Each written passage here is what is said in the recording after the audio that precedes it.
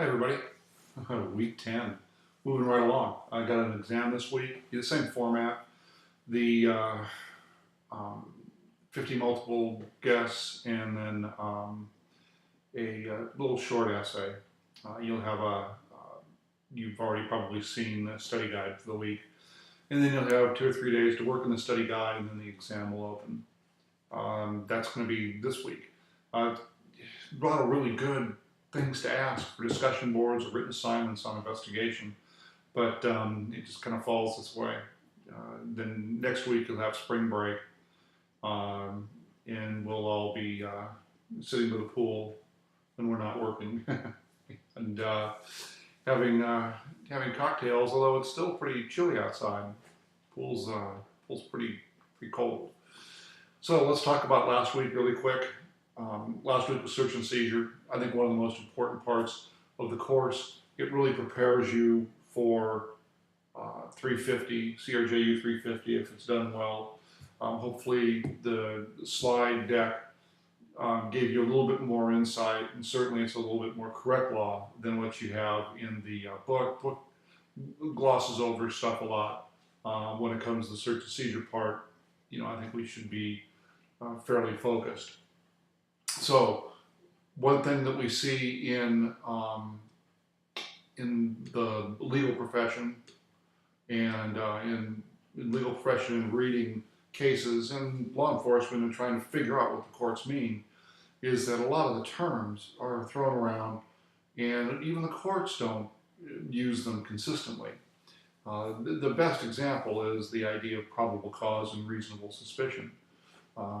You don't need probable cause to stop a person and talk to them. Even if they don't want to talk to you, you need reasonable suspicion. I hope that everybody got that. And I threw in the one class the other standards of proof just to illustrate to you that in the court process, there's not just reasonable suspicion and probable cause. You have this preponderance of the evidence. Many of you got that wrong, and it cost you points because you said the preponderance of evidence is good for civil trials. Perfect. It is the standard for civil trials. Perfect. However, that isn't how it's used in criminal court. And it's used in criminal court in a very specific fashion, which I've got a couple of pending papers that are late, so I don't want to spill the beans. But those are different standards. Some of you used a preponderance of the evidence as more than 50% likelihood, which is accurate. The probable cause, though, proof beyond a reasonable doubt, it isn't quantified that way in criminal courts. There can always be some unreasonable doubt. The Martians could have done it. But it's not, it has to be reasonable, that doubt. So there's jury instructions that deal with that. And sometimes you get jurors that are unrealistic and are, find doubt when there really isn't any doubt. Or they get confused with the evidence. The other class dealt with a scenario on the exclusionary rule. And here's what I was hoping y'all would get from that is that the exclusionary rule says that evidence that is seized may be suppressed if the police violated some constitutional standard and the evidence was illegally seized. Really interesting though in this discussion board because many people right away went to MAP. MAP isn't about the exclusionary rule itself or its definition. MAP says that that constitutional standards apply to the states, which means that the Fourth Amendment applies to the states.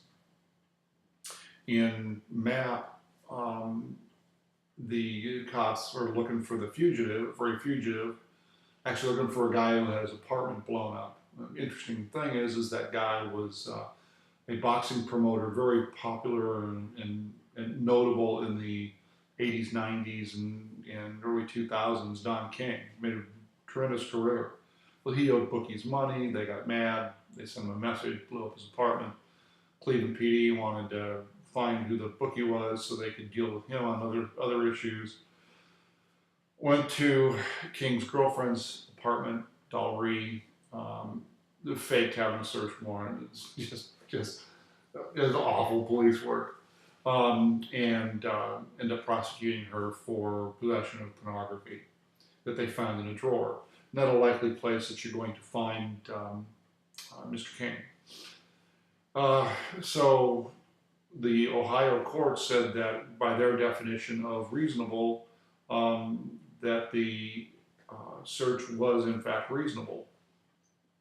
Appealed to the U.S. Supreme Court. The Supreme Court said no, that isn't the case. And even though you dealt with it under the standards of Ohio, the Fourth Amendment supersedes state constitutional requirements, and the search must at least, at a minimum, comply with the U.S. Constitution, Fourth Amendment prohibition against unreasonable searches and seizures. So that's what MAP is about. Boy, a long ways for that. Sorry. That's what MAP is about. The case you wanted to look at was Weeks. Weeks is an old case, early 1900s. And in that, Weeks was in possession of illegal lottery tickets, or they were used in some illegal fashion.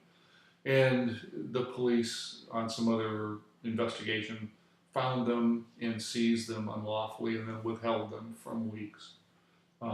That's where the court said if evidence is unlawfully seized, then it can be suppressed and not allowed into court. So Weeks was the case for the exclusionary rule, but you have to have, but I wanted then a good definition of that rule, and if you went with MAP, that cost you points. When it talked about the alternatives, everybody went to things, alternatives to the Fourth Amendment, ideas of reasonableness, and they talked about various exceptions to the Fourth Amendment, the need for a search warrant, and that's not what I asked. What I wanted you to talk about was the idea that suppression of evidence is one remedy. What are the other remedies? And how this should have worked out was one of the problems that was posed in the fact pattern I gave you was the police entered the apartment without doing knock and notice. They violated knock and notice. And that should have led you to Hudson versus Michigan. And very similar facts to what I gave you. And the court in Hudson versus Michigan said that violating the knock and notice rule does not rise to a constitutional standard, and other remedies may be appropriate, such as discipline for the officers, civil suit, some things of that nature. So that's where I wanted you to put that connection together. I was hoping you would do that. And the best discussions did. And then an analysis of that deal with that fact pattern with the final prompt about, do you think the evidence of serious wrongdoing should be or was properly dismissed? So that's kind of what I was looking for in that assignment this week. So let's talk about investigation. Investigation. The slide deck that I have posted is significantly different from what's in the book. And I think the book kind of covers the cool part of investigation. I gave you more of information about actual processes that are involved in the investigative process. And hopefully you'll find that interesting and you may be able to use that in other courses or as you prepare. First thing I want you to realize is, well, first of all, if you have problems with the slide deck, for some reason my my CHULP has given me all kind of fits. I'm told that it's because I've used old software and that it doesn't accept it. Well, that's pretty interesting because it accepted it all up till last week when it started going sideways. So if you have a problem, download the slide deck, and if once it downloads, you should be fine. It didn't seem like the um, notes or the lecture, the audio files that I put on there were really helpful, so I'm not going to do that in the future. But that's the hint. If you have trouble with it, if it doesn't come out with PowerPoint-like clarity, then go to download it, and then you can open it up, and it should be good, as it is a PowerPoint file. Now, first thing with investigation, or maybe it's the second thing. The next thing with investigation is many students think that all they need to do is to get their bachelor's degree, apply to a police department, go to the academy, and then they go directly to detectives. They're given an option of where they want to go. Kind of like the military with ASVAB, the what is it, Armed Forces, gosh, I can't remember the rest of the acronym, but it's the aptitude test. Armed Forces Aptitude Board or some full thing. So that's not how it is in policing. What's going to happen is this person's going to get out of the academy if they're hired by a department, and then they're going to go work either, if it's a sheriff's department, they're going to work custody. And that custody stint can be anywhere from 3 to 7 years until sufficient openings come up in patrol for officers to go out into patrol. And that's going to be based on need. If the need shrinks, officers that are newly released to patrol may end up back in the custody setting. So that can be a long process. 3 to 7 years is not something that you should think would be too much. Police departments, if you go to a police department, you're going to end up working in the in patrol. You're driving a hack, driving a police car around, and that can be another 3 to 7 years, depending upon how your police department operates when it comes to investigation. Is investigation a rotational position, meaning you go in for a couple of years and then come out like we talked about with traffic and motors?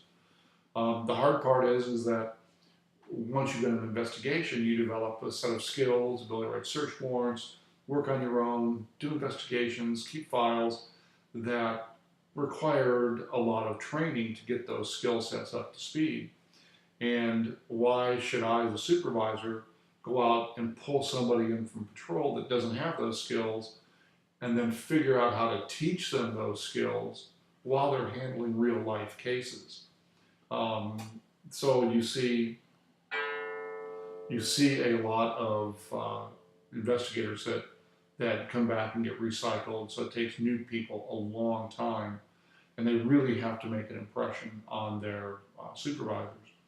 So my suggestion is, once you go into patrol, figure out what the department wants. Is it heavy in the professional model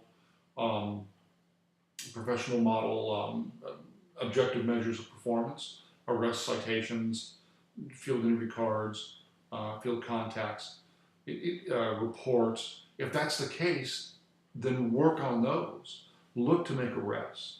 Figure out what the department's looking for in arrests. So they want DUIs. Does that show initiative?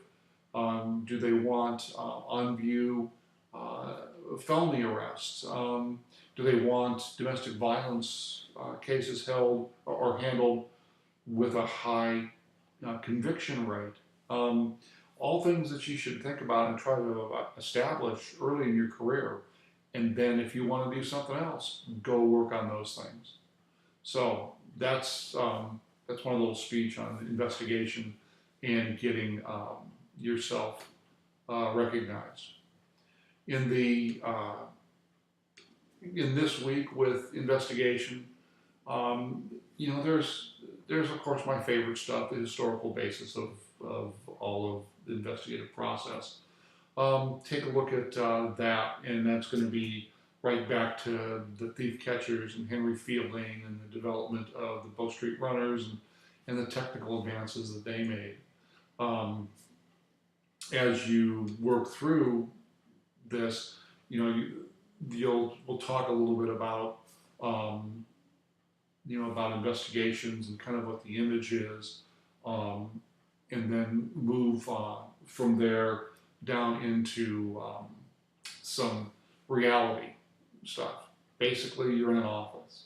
You're not out, driving around all the time.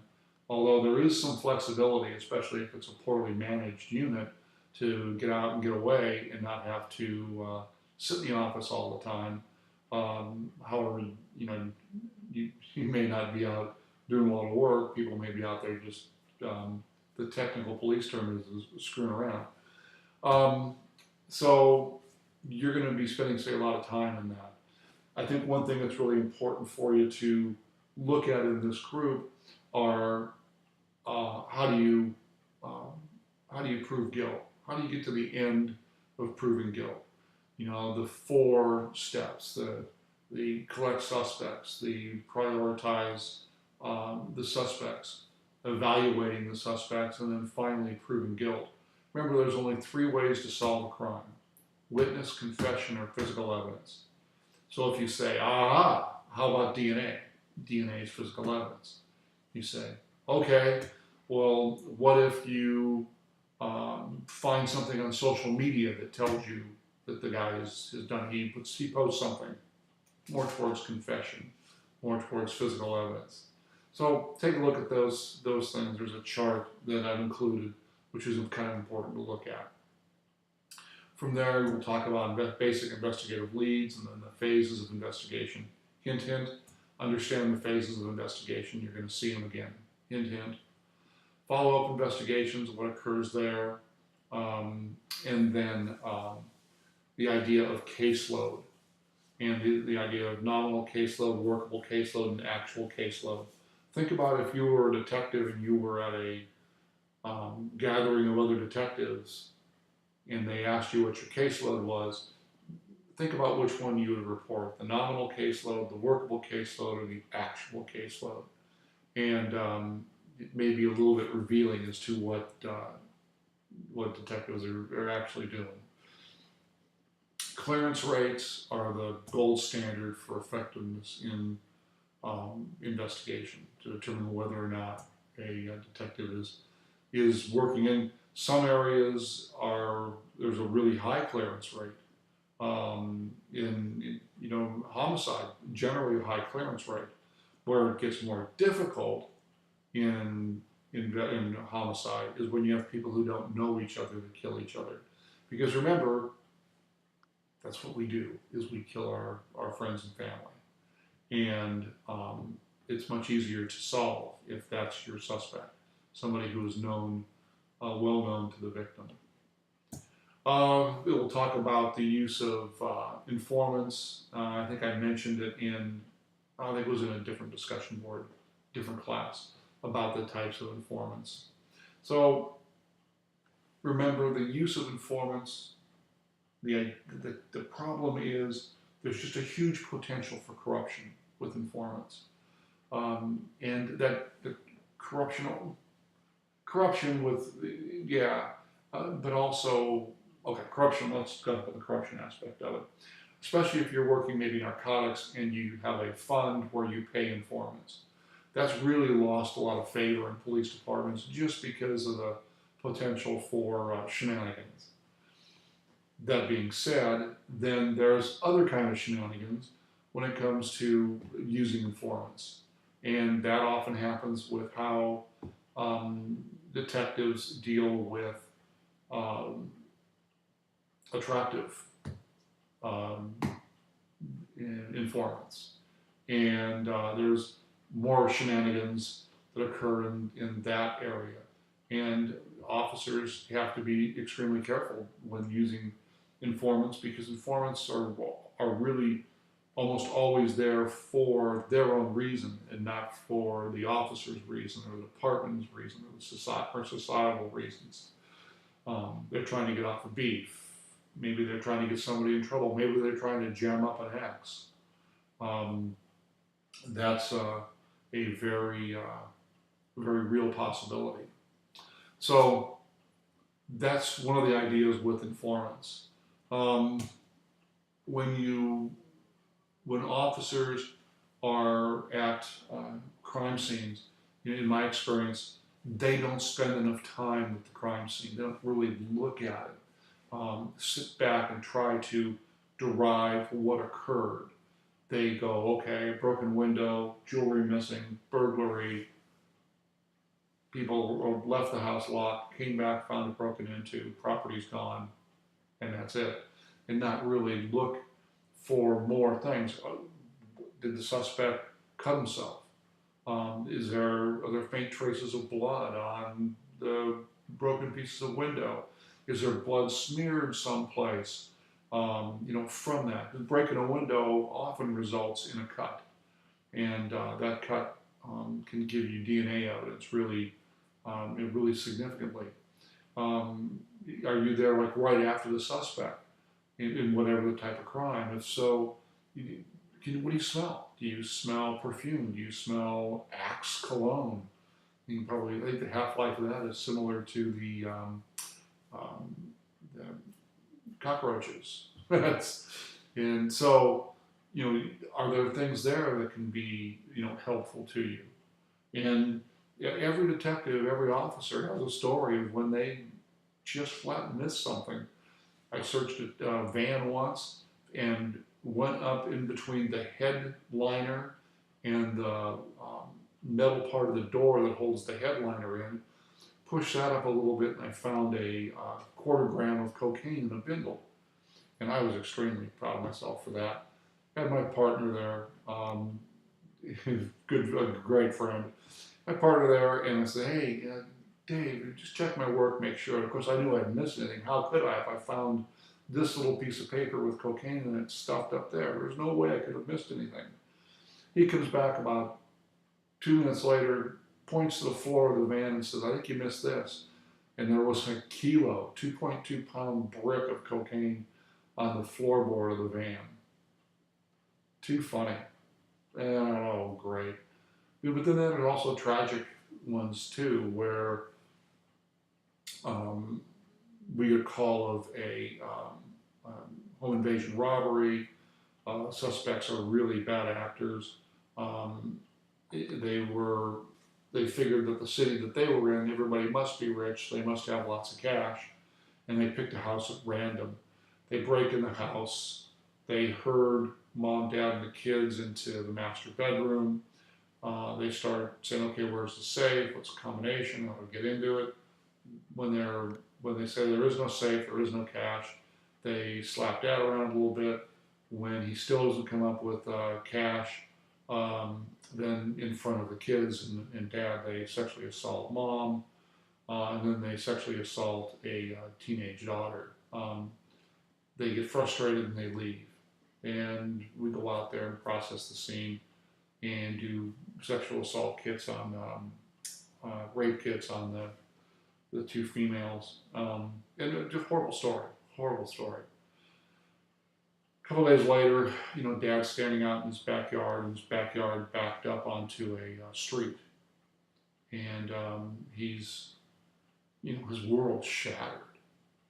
And he's standing there looking out and just trying to put some sense to it all. He looks down, and on the ground next to the fence, apparently where the suspects had fled, was the suspect's wallet with his driver's license, his CDC card, California Division of Corrections, and Department of Corrections, and all the other kind of information we'd need. Search warrant, photo lineup, search warrant, go out to his house. He used to live with his mom and arrested him, and then got the leads on the other guys. But it's just not, just missing something. So officers, if you're going into the business, make sure you heed this. Take a good look. Take extra time at all your crime scenes. Don't just blow in, blow out because you got the jet skis in the back lot, and as soon as you get off duty, you and some of your buddies are going to do a heat run out to the river for a couple of weeks. So, really important deal. The next thing, in many cases, is the victim's background. Victimology has become much more important in the past maybe 20 years.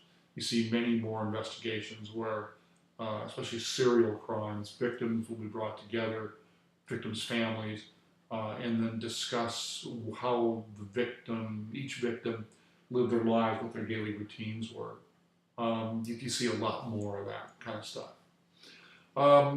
So that's an idea of investigation. Also, you have to think about social media. Social media is just huge. I mean, we know that it's huge, but it's a very big part of everybody's life. I mean, I don't know what the amount of people are. I should have researched that before this. The percentage of people that have in the United States have Facebook accounts, and I bet you it's huge, a huge number. And once you put something up there, it stays up there or it can be retrieved. So you see all these, watch the first 48 when they investigate homicides. One of the first things they do when they can't identify somebody is they go to Facebook and they search, the person's gang name, Sparky, and then see who pulls up from Sparky and work their way down. And they oftentimes get really good leads or identify people out of that. So social media has a huge impact. Agencies use it to get the word out on crimes, to show pictures of potential suspects. People will go to Alhambra Police Department's Facebook account and browse it and look at what crimes of the week. And a lot of people there's countless stories of that information turning into something. And then there's also some discussion about privacy on those accounts and whether or not law enforcement should be able to do undercover operations, fake Facebook pages or Instagram accounts or Snapchat. That's been a really popular way to catch child molesters. You see that frequently. A couple times a month where somebody has been talking to a 12-year-old girl on the internet, and they go to meet for sex, and the 12-year-old girl turns out to be a 43-year-old detective who works crimes against children. So some legal issues to work through. One issue is where is the jurisdiction? Is the jurisdiction I was involved in defense on a crime where that kind of thing happens. Some dopey 25-year-old decides he's going to meet a girl that he's talking to on the internet, and she's underage. Turns out, he goes out to the location, finds the girl, and of course the girl that he comes up on isn't the girl that he was expecting. It's a 24-year-old detective from the agency, or an officer posing undercover as his 12-year-old as he was approaching her at night. So the issue becomes, where was the crime? Is the crime there where they met? And we'll say that was in Riverside County, and he lived in Imperial County, and the detective worked in Alhambra, in LA County. So is the crime in LA County? What's the proper situs for the crime? Who has jurisdiction over the crime? That's been pretty well settled now, that will go back to wherever the undercover is working from that physical location. But that was something that had to be settled early on. So there are some issues that come from that. So with all that, good luck on the exam. I hope everybody rocks it out, and I hope we will. Next week we'll continue on, and we'll see how all this goes. And this, I guess I'll include in here that the exam does include investigations. All right, that being said,